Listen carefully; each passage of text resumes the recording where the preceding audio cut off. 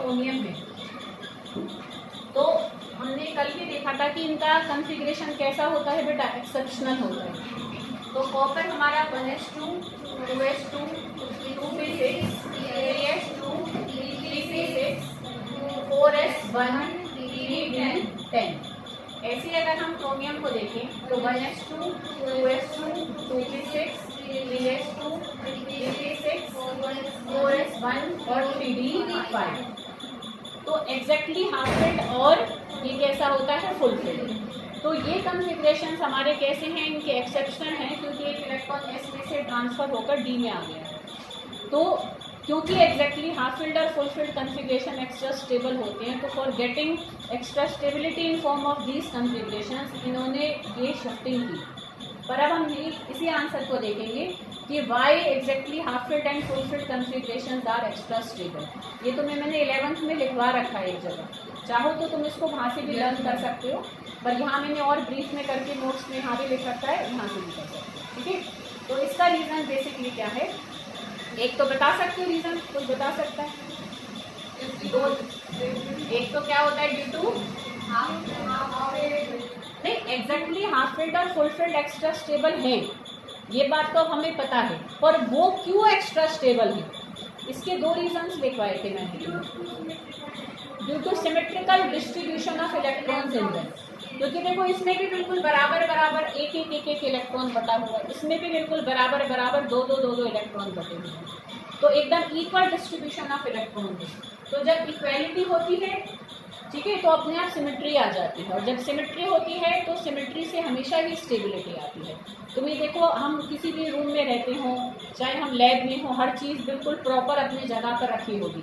एक हम उस कमरे में एंटर करें, एक बिल्कुल फैला पड़ा है, समझ नहीं आ रहा कहाँ क्या है, अपने आप ही माइंड की स्टेबिलिटी चेंज हो जाती है। तो हम ज़्यादा स्टेबल फील करते हैं जब हर जगह हम सिमेट्री देखते हैं।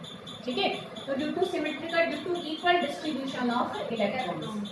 ठीक है, और तुम्हें मैंने ध्यान करा इसलिए बताया था कि 5 भाइयाँ बराबर बराबर बंटवारा करेंगे तो शांति से रहेंगे, कम ज़्यादा हो जाएगा तो प्रॉब्लम्स होगी। तो due to equal distribution of electrons in such configurations they are more stable. दूसरा इसका रीजन क्या होता है, दूसरा बता सकता है कोई? दूसरा इसका रीजन होता है कि एक्सचेंज एनर्जी यहाँ ज़्यादा रिलीज होती है। देखो बेटा, एक्सचेंज एनर्जी क्या होती है कि देखो, अगर ये हमारा होता D4 कॉन्फ़िगरेशन, अगर ये D5 की जगह D4 होता, तो देखो बेटा, जब जो इलेक्ट्रॉन एक जैसे स्पिन के होते हैं वो सेम सबशेल में, जैसे एक ही सबशेल है, ये 3D है ना, D है वो भी थर्ड शेल वाला, तो एक ही सबशेल के ये 5 ऑर्बिटल्स हैं। तो सेम स्पिन के जो इलेक्ट्रॉन्स होते हैं ना बेटा, वो एक दूसरे के साथ अपनी पोजीशन एक्सचेंज करते रहते हैं। जैसे ये इसके साथ एक्सचेंज करके यहाँ भी आ सकता है, ये इसके साथ भी कर सकता है, ये इसके साथ भी कर सकता है, ऐसे ये इसके साथ भी कर सकता है, इसका इसके साथ तो हमने पहले देख लिया, ऐसे ये इसके साथ भी कर सकता है, ये इसके साथ भी कर सकता है। जहाँ कहीं भी एक एक्सचेंज होता है, सिस्टम कुछ एनर्जी यूज करता है, क्योंकि काम हो रहा है तो एनर्जी यूज होगी। तो जब सिस्टम की एनर्जी यूज होती है तो सिस्टम की एनर्जी कम हो जाएगी, जितनी एनर्जी कम होगी उतनी ही स्टेबिलिटी भी बढ़ जाएगी।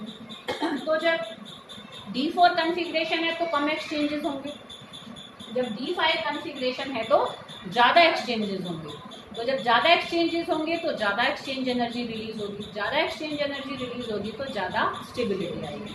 तो यहाँ पर हम क्या रीज़न लिखेंगे, due to more exchange energy release in such configuration. ठीक है, तो यहाँ पर दूसरा रीज़न क्या है, due to more exchange energy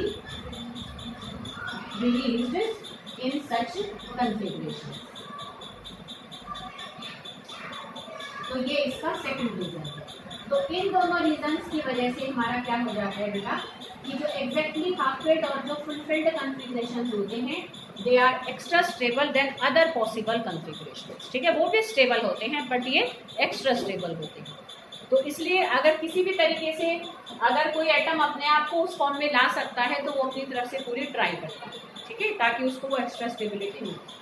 तो ये हमारा इनके एक्सेप्शनल कॉन्फ़िगरेशन का रीज़न था। एक छोटी सी और बात है बेटा कि देखो ये हमारी पीरियोडिक टेबल है, ठीक है। पीरियोडिक टेबल में अगर तुम देखो बेटा ध्यान से, तो ये हमारा यहाँ पर क्या है, देखो पीरियोडिक टेबल में अगर हम देखें तो ये हमारा एस ब्लॉक होता है बेटा और ये हमारा पी ब्लॉक, ठीक है बेटा। तो एस ब्लॉक और जो हमारा देखो यहाँ पर ये पी ब्लॉक है, तो एस और पी ब्लॉक को मिलाकर ना हम क्या कहते हैं बेटा, रिप्रेजेंटेटिव एलिमेंट्स कहते हैं। इनको हम क्या कहते हैं, रिप्रेजेंटेटिव एलिमेंट्स, ठीक है, क्योंकि ये मेनली पीरियोडिक टेबल को रिप्रेजेंट करते हैं, एस ब्लॉक के एलिमेंट्स और पी ब्लॉक के एलिमेंट्स। तो रिप्रेजेंटेटिव एलिमेंट्स का अगर मैं वैलेंस शेल का इलेक्ट्रॉनिक कन्फिग्रेशन देखूँ और डी ब्लॉक का अगर मैं वैलेंस शेल का इलेक्ट्रॉनिक कन्फिग्रेशन देखूँ, तो दोनों में ना एक बेसिक